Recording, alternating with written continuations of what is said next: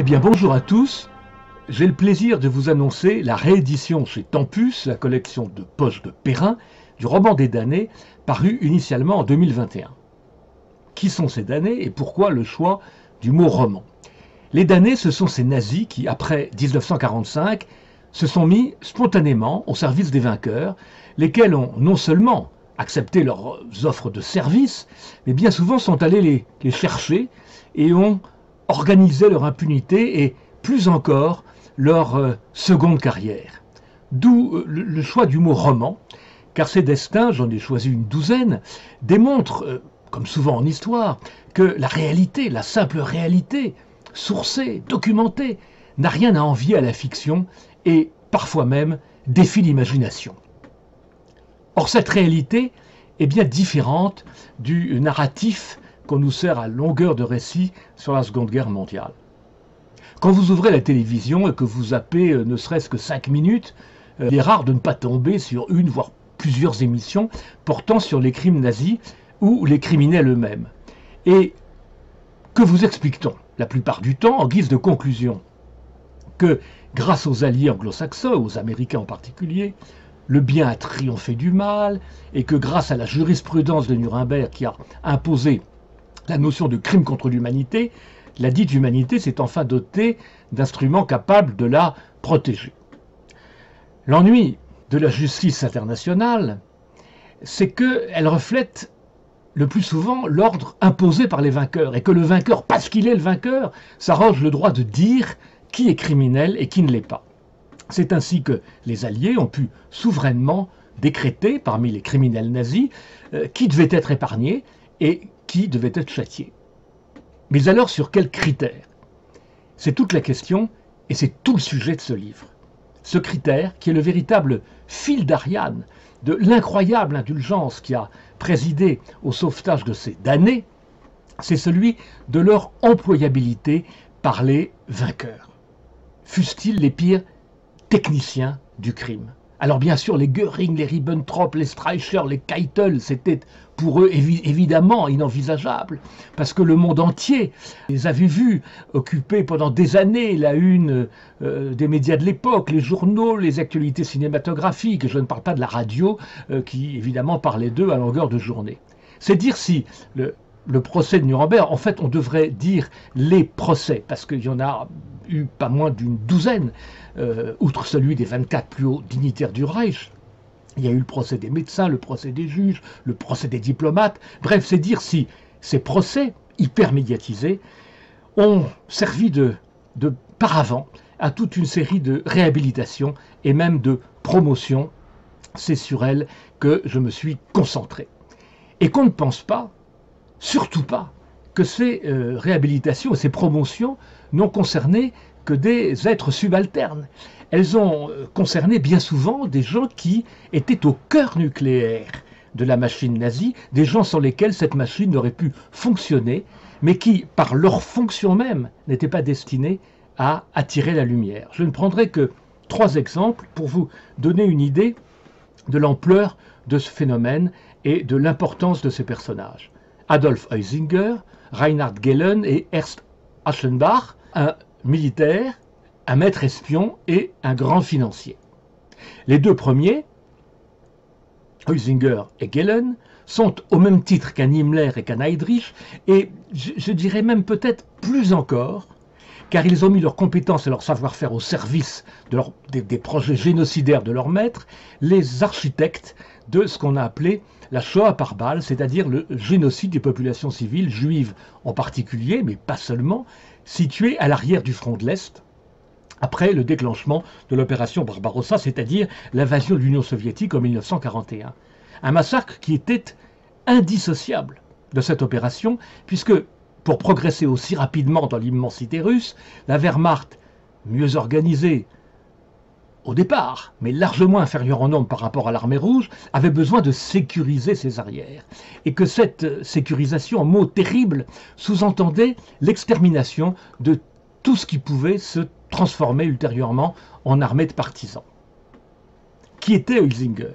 Heusinger, il était le chef de la planification de la Wehrmacht et à ce titre, il est l'homme qui, pendant la Seconde Guerre mondiale, a eu le plus de contacts avec Hitler, à peu près entre 600 et 700 rencontres en 1941 et 1944, c'est-à-dire plus qu'entre Hitler et Himmler, entre Hitler et Göring, entre Hitler et Goebbels, dans ces années-là, qui sont les années, si j'ose dire, les plus génocidaires du conflit. Quant à Gehlen, il était le chef du renseignement pour le front de l'Est, l'homme qui a permis, grâce à la richesse de ses informations, de saisir où frapper, et surtout qui frapper, pour justement permettre à la Wehrmacht d'être, entre guillemets, plus performante, et au SS d'exterminer un maximum de gens,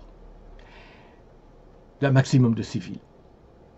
Il aurait donc été parfaitement normal que ces deux hommes-là aient été au premier rang des accusés du procès de Nuremberg. Eh bien, que pensez-vous qu'il leur arriva? Gehlen a offert aux Américains la totalité de ces dossiers, accumulés pendant des années sur l'Union soviétique, un trésor inestimable, vous l'imaginez, dans le contexte de la guerre froide, des centaines de coffres plombés qui contenaient des dizaines de milliers de microfilms, et en récompense, il a été placé en 1956, à la demande expresse de Washington, à la tête du BND, le premier service secret ouest-allemand de l'après-guerre, poste qu'il a d'ailleurs conservé jusqu'à sa retraite en 1968. Son organisation était composée d'au moins 5000 agents, dont beaucoup étaient issus des services de renseignement de la SS, dont par exemple l'ancien numéro 2 de la Gestapo, Wilhelm Kirschbaum. Et cette organisation était si intégrée à la CIA qu'elle lui fournissait plus de la moitié de ses renseignements sur le bloc de l'Est. Certains sont même allés jusqu'à évaluer cette proportion à 70%. Quant à Heusinger, qui, je le répète et j'y insiste, aura été entre 1941 et 1944 l'un des collaborateurs les plus intimes d'Hitler, sa promotion est encore plus étonnante, parce qu'elle n'a pas été entourée de mystère, contrairement à celle de Gehlen, qui, de par ses fonctions, était inconnue du grand public. On l'appelait le général gris, parce qu'il n'était jamais photographié, on comprend pourquoi. Heusinger est donc devenu, en 1957, le premier chef d'état-major de la nouvelle armée allemande, la Bundeswehr, et en 1961, tenez-vous bien, le président du comité militaire de l'OTAN, autrement dit l'organe suprême de décision de l'organisation atlantique, ce qu'il est resté lui aussi jusqu'à sa retraite en 1964. Dernier exemple, Ernst Aschenbach. Alors lui, c'est autre chose. Bien que n'étant pas un militaire d'origine, comme Gehlen ou Heusinger, il n'a même jamais porté les armes parce qu'il était trop jeune pour participer à la Première Guerre mondiale et trop vieux pour être mobilisé en 1939, pour faire son service militaire quand Hitler l'a rétabli dans les années 30. Il s'est trouvé au cœur du complexe militaro-industriel allemand car il était, outre un des grands trésoriers du parti nazi, il était l'avocat des grands cartels de la Ruhr, les Krupp, Thyssen et consorts. C'est dire qu'entre 1940 et 1944, il a joué un rôle central dans le pillage économique de la France en tant que principal conseiller d'Otto Abetz. Abetz, vous savez, était ambassadeur du Reich en France occupée. C'était l'homme qui était la courroie de transmission des ordres de Berlin au gouvernement de Vichy. Abetz a été jugé, lui, pour son rôle dans ce contexte, notamment dans la déportation des Juifs de France, et il a été condamné à une peine de 20 ans de prison en 1950, qui a été d'ailleurs ramenée à 10 ans. Enfin, il a été condamné. Et bien que pendant son procès, plusieurs de ses collaborateurs aient désigné Aschenbach comme l'homme fort de l'ambassade d'Allemagne, l'un d'eux a eu un très bon mot, il a dit « En fait, il était son vrai patron, il était celui qui écrivait la musique pendant qu'Abetz dansait. » Eh bien, ce même Aschenbach n'a même pas été entendu comme témoin. Or, il ne s'est pas contenté de piller la France et de jouer aux mécano-industriels au profit des géants de la Ruhr. Il a aussi directement organisé des déportations. Par exemple, en février 1943, celle de 2000 juifs qui ont été envoyés en Allemagne en représailles à un attentat commis contre 2 officiers de la Luftwaffe. En 1940, c'est lui, par exemple, qui a préparé dans le détail l'entrevue de Montoire entre Hitler et Pétain, parce qu'il avait également rang de diplomate. Et en 1942, c'est lui qui a inspiré à Laval sa formule célèbre, qui, entre parenthèses, lui vaudra 12 balles dans la peau, « Je souhaite la victoire de l'Allemagne ». C'est dire son importance politique. Seulement voilà. À partir de 1943, Aschenbach a pris langue avec les Américains et leur a proposé d'être l'homme qui pouvait les aider dans l'hypothèse où ils gagneraient la guerre, ce qui n'était pas tout à fait improbable en 1943, ce qui était de moins en moins, s'ils souhaitaient prendre le contrôle d'une partie de l'industrie française, comme les cartels de la Ruhr l'avaient fait par exemple pour la sidérurgie lorraine. Alors, faut-il voir un rapport de cause à effet entre ce rapprochement et le fait qu'à partir de 1945, Aschenbach, non seulement n'est nullement inquiété, mais se spécialise en tant qu'avocat dans la défense des industriels allemands accusés de crimes de guerre. Poser la question, c'est un peu y répondre. Mais ce n'est pas tout, parce que parallèlement à ça, l'ancien pillard en chef de l'économie française va entamer une brillante carrière de parlementaire, et même une double carrière, puisqu'il sera à la fois député européen et député au Bundestag. C'était possible à l'époque, il n'y avait pas d'incompatibilité, on pouvait être à la fois député à un Parlement national et député européen, et au Bundestag, il présidera même la commission des affaires étrangères, jusqu'à ce qu'en 1970, il échoue à devenir commissaire européen à Bruxelles. Ça, c'était évidemment l'ambition de trop. Quand le gouvernement de Willy Brandt a proposé sa candidature au nom de l'Allemagne, la France de Georges Pompidou va dire non. C'est ce qui arrive quand on prend le risque de passer de l'ombre à la lumière, on s'expose à être reconnu, et c'est ce qui s'est passé. Mais ça ne l'a pas empêché. Ça n'a pas empêché Aschenbach de rester parlementaire jusqu'en 1976 et de mourir tranquillement en 1991 sans se voir réclamer le moindre compte.